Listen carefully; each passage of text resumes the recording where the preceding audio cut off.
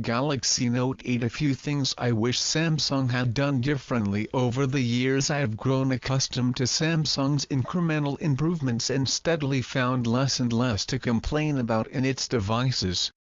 Never has that slow and steady improvement been more evident than in the Galaxy Note 8, a phone as wonderful as it is uninteresting. As good as this phone admittedly is, it's far from revolutionary. The most exciting thing about it is that it's a Note and it exists. Here are 5 things I wish Samsung had done differently with the Galaxy Note 8. Finger scanner location. Come on Samsung. I know the S Pen housing and battery guardrails create issues with available internal space. I know a dual camera takes up more space than one. Still, I'm simply not convinced the world's largest Android phone manufacturer couldn't have figured out how to center the finger scanner below the camera if it really wanted to. For whatever reason, Samsung felt compelled to double down on its comically bad finger scanner location. This phone is even taller than the Galaxy S8 Plus, which only exacerbates the difficulty of reaching it comfortably. Sure, Samsung wants you using its iris scanner first and foremost, but that technology still has its limitations as a primary unlocking mechanism. The company clearly heard at least some criticism leveled at the S8, because the scanner is now slightly recessed to make it easier to find by touch. The flash sits between the scanner and camera lens now, so you're less likely to smudge the glass. However, the loudest and most frequently heard complaint about the S8 was the fingerprint scanner location, not that it wasn't sufficiently recessed. Dual camera. With a decade in between Samsung's first dual camera smartphone, a slider phone with a dual lens 3D camera of all things, and the Note 8, you'd think the company would have learned up a thing or two. But rather than a game-changing debut on the Note 8, Samsung's dual camera limped onto the stage with a whimper. Don't get me wrong, the camera is good, great even, but the dual lens system fails to add much of note to the Note.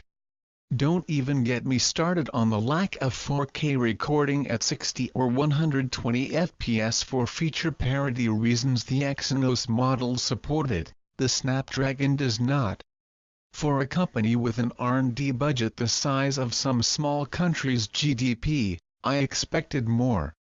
While it may be unfair to criticize a company for what you think it should have done, there's no getting around the fact that Samsung didn't really do much with the dual camera on the Note 8 either. Huawei has the monochrome sensor, LG the wide-angle lens, Apple the portrait lighting effects. But what does the Note 8's dual camera deliver we haven't already seen before? Like the Note 8 itself, it just kind of exists.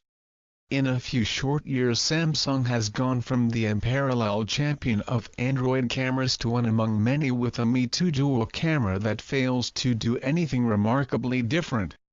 Samsung is now just one among many with a Me Too dual camera that fails to do anything remarkably different. Most first-generation dual cameras are due a degree of forgiveness, but other companies with comparatively microscopic budgets have managed equally mad dual cameras on their first try. They've got a much better excuse for not being able to knock it out of the park.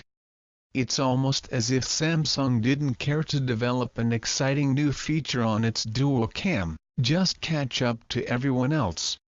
The Note 8 camera itself is fine, and live focus is cool enough, but, far from a class-leading experience, the Note 8's dual camera feels like Samsung arriving late to the party without a bottle of wine.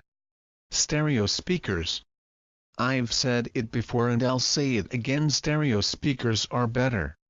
I know not everyone cares for front-facing speakers, especially if they come at the cost of larger bezels, but given the choice between a single weak mono speaker and a fuller-sounding stereo pair, I doubt many folks would opt for the single.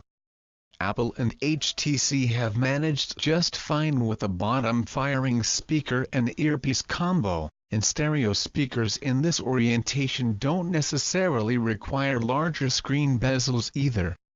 And if those freshly leaked Pixel 2 XL display panels are anything to go by, we might just get small bezels and front-facing stereo speakers in Google's next swing at bat. I like minimal bezels as much as the next guy, but I prefer stereo speakers. The Bixby button The dedicated Bixby button was always going to make a comeback, and Samsung was always going to force us to use Bixby over Google Assistant. Given a choice between them, most would obviously flock to Assistant, or even Alexa, and Samsung's voice assistant would be dead in the water. Forcing the Bixby button on us feels like cruel and unusual punishment. Android is supposed to be open and free. Yet Samsung won't even let us remap the Bixby button. We can't fully disable it, and we only recently got the ability to turn off Bixby Home.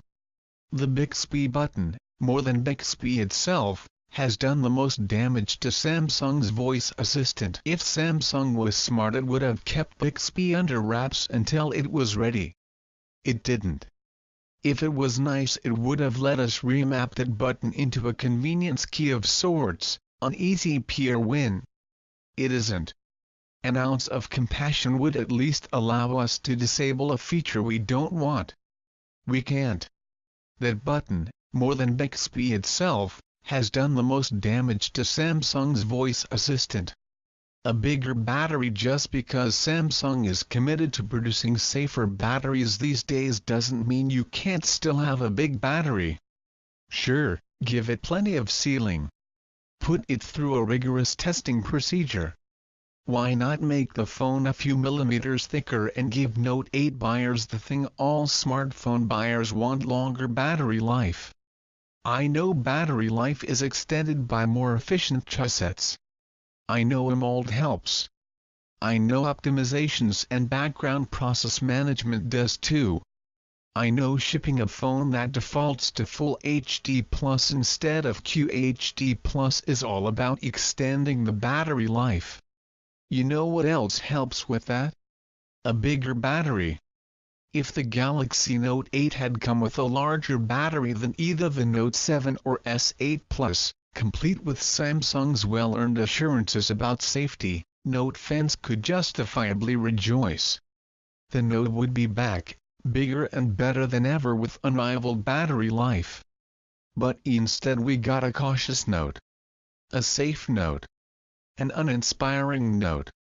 As I said at the beginning, the Galaxy Note 8 is a great phone and easily one of the best of the year. It's fast, reliable, capable. But it doesn't get the pulse racing like Galaxy Notes of the past, except when you look at its price tag. Samsung can afford to just slide one by every now and then, but if the Note 8 is representative of what we can expect from future Notes, then it's unlikely to remain one of the most hotly anticipated phone releases of the year for long.